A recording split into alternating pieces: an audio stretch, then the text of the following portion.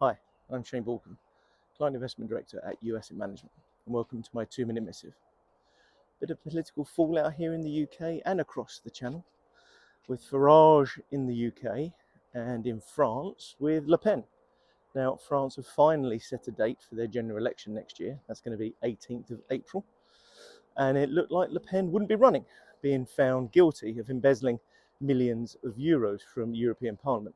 However, with echoes of Trump's political history, the courts decided to give a softer sentence that allows her to run next year. I think the question will be, will she be up against a Count Visage Poubelle?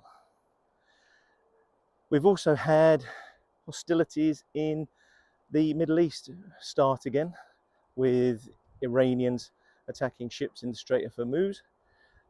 This is undoubtedly going to have a retaliation from the US. It's difficult to know what's going to happen. Trump on one hand says no more negotiations, and on the second hand is negotiating.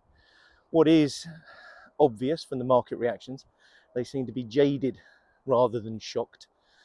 And as much as the hostility starting again is horrible, markets have sort of got used to that and are adjusting and amending accordingly, and the world will muddle through.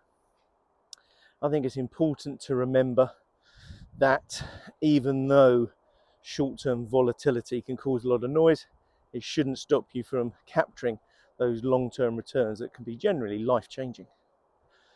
Now, this isn't going to help Kevin Warsh at the Fed. The minutes came out this week and showed that cuts are likely in 27, but there's a long way to go before that, and he needs to start sowing the crumbs of those changes, but it looks like he's going to try desperately to keep rates on hold, let alone rising them. These views are my own, and before making investment decisions, please speak to your financial planner. Thank you.